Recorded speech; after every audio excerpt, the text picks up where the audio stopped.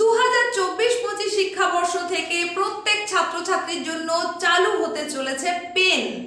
কেন্দ্রীয় শিক্ষা মন্ত্রকের উদ্যোগে এই পেন প্রথা চালু হচ্ছে এবং সেটা বাধ্যতামূলক হিসাবেই করা হচ্ছে। তো এই পেন সেই সিস্টেমটা কি সেই প্রথা সেটাই আমরা জানবো আজকের ভিডিওতে। এই পেন সিস্টেম চালু হলে ছাত্রছাত্রীরা ঠিক কতটা উপকৃত হতে পারবে, সারা দেশের কত স্কুল এবং কত ছাত্রছাত্রী এই পেন সিস্টেমের আওতায় আসতে চলেছে, কিভাবে এই প্রথার বাস্তবায়ন করা হবে, পশ্চিমবঙ্গ শিক্ষা মন্ত্রক কি ভাবছে এই নিয়ে, এই পেন সিস্টেমের উদ্দেশ্যটাই বা কি, কোন কোন পরিষেবা পাওয়া সহজলভ্য হয়ে যাবে এই পেন সিস্টেম চালু হলে, এই সমস্ত তথ্য আজকের এই ছোট্ট ভিডিওর মধ্যে থাকছে।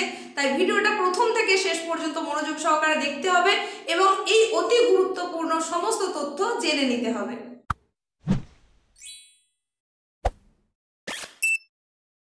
প্রথমেই আসি পেন আসলে কি। এই যে পেন, PEN, যেটার ফুল ফর্ম হচ্ছে পার্মানেন্ট এডুকেশন নাম্বার, অর্থাৎ স্থায়ী শিক্ষা সংখ্যা, যেটা চালু হতে চলেছে কেন্দ্রীয় শিক্ষা মন্ত্রকের উদ্যোগে। সারা দেশ জুড়ে এটা কিন্তু বাধ্যতামূলকভাবে চালু হচ্ছে 2024-25 শিক্ষাবর্ষ থেকেই। এই যে চিরস্থায়ী নম্বরটার কথা বলা হচ্ছে, যে নম্বরটা একটা 11 ডিজিটের নাম্বার, এই নাম্বার একটা ইউনিক আইডেন্টিটি নাম্বার, অর্থাৎ প্রত্যেক ছাত্রছাত্রীর জন্য কিন্তু আলাদা আলাদা হিসাবে ইউনিক আইডি হিসাবে এটা স্বীকৃত হবে। এই চিরস্থায়ী নাম্বারটা যে কোনো ছাত্রছাত্রী তার শিক্ষা সংক্রান্ত ব্যাপারে আজীবন কাল এটা ব্যবহার করতে পারবে। আমাদের প্রত্যেকের যেমন একটা প্যান নাম্বার থাকে, অর্থাৎ পার্মানেন্ট অ্যাকাউন্ট নাম্বার থাকে, তেমনি প্রত্যেক ছাত্রছাত্রীর জন্য পেন নাম্বার থাকবে, যেটা হচ্ছে পার্মানেন্ট এডুকেশন নাম্বার। আর তার জন্যই কেন্দ্রীয় মন্ত্রক থেকে, শিক্ষা মন্ত্রক থেকে যে উদ্যোগটা নেওয়া হয়েছে, তাতে করে প্রত্যেক ছাত্রছাত্রীর জন্য ডিজি লকার অ্যাকাউন্ট অবশ্যই করতে হবে, বাধ্যতামূলক।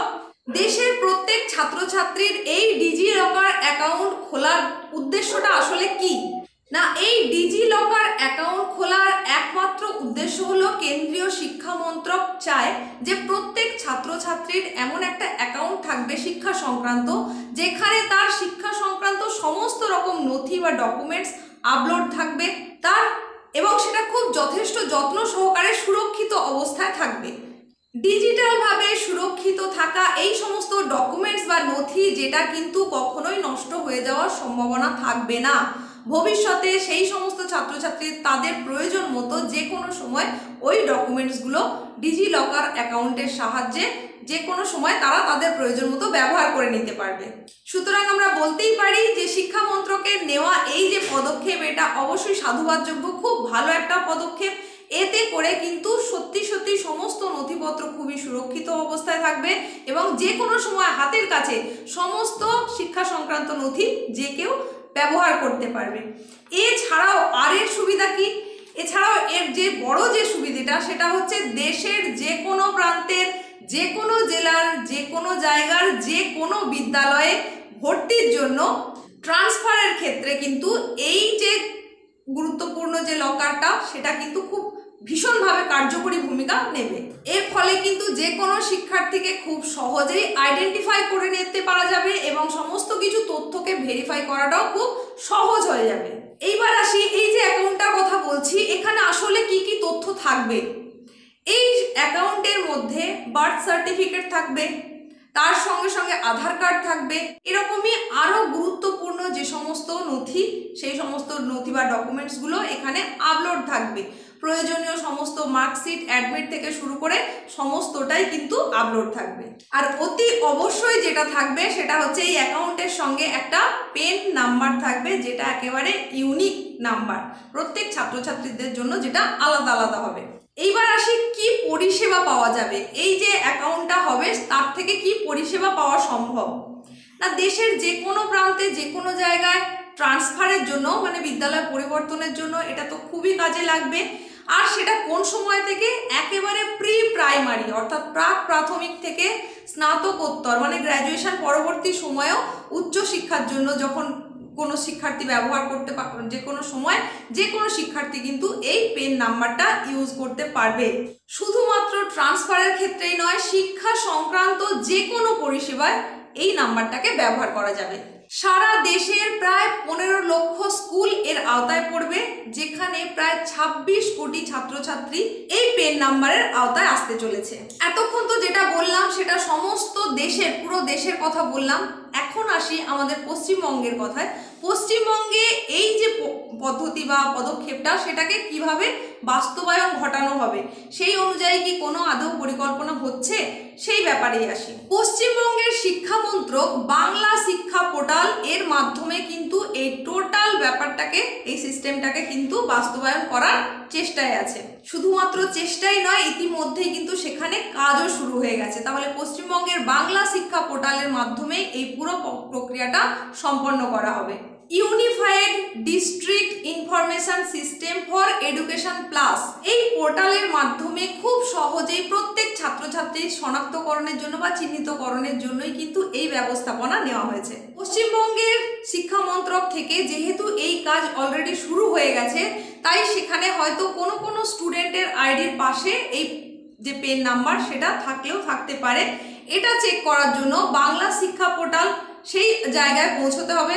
তার যেখানে স্টুডেন্টস ইনফরমেশন পেজ রয়েছে, সেই স্টুডেন্ট ইনফরমেশন পেজের ওই অংশটায় যাওয়ার পর এখানে স্টুডেন্ট কোড থাকে, সেই জায়গায় কিন্তু প্রত্যেক ছাত্রছাত্রীর একটা আইডি নাম্বার আছে। এই আইডি নাম্বারের পাশেই এই পেন নাম্বারটা যুক্ত হচ্ছে। ইতিমধ্যেই কাজ যেহেতু শুরু হয়েছে, তাই কোনো কোনো ছাত্রছাত্রীর ওই আইডি নাম্বারের পাশেই পেন নাম্বার থাকলেও থাকতে পারে। আর যেহেতু এখনো বেশিরভাগ কাজটাই বাকি থেকে গেছে, তাই অনেকের নাও থাকতে পারে। এই অনন্য শনাক্তকরণ নম্বর যেহেতু 2024-25 শিক্ষাবর্ষে বাধ্যতামূলক করা হয়েছে, তাই এই কাজটা কিন্তু খুব দ্রুততার সঙ্গে সম্পন্ন করার চেষ্টা করা হচ্ছে। তবে এর জন্য ছাত্রছাত্রীদের নিজেদেরকে কিছুই করতে হবে না, সমস্তটাই স্কুল কর্তৃপক্ষই করবেন। এটার জন্য ছাত্রছাত্রীদের কোনো হেডেক নেই। শুধুমাত্র এই ইউনিফাইড যে নাম্বারটা, এটা কিন্তু যেটাকে বলা হচ্ছে পার্মানেন্ট এডুকেশন নাম্বার, এটা যে ভবিষ্যতের জন্য কতটা ভালো হতে চলেছে তার আরও একটা নমুনা হিসেবে বলতে পারি। যে কোনো কোর্স কমপ্লিট করার সঙ্গে সঙ্গে সেই কোর্সের সমস্ত তথ্য কিন্তু ওই অ্যাকাউন্টে অটোমেটিক আপলোড হয়ে যাবে, সেভ হয়ে যাবে।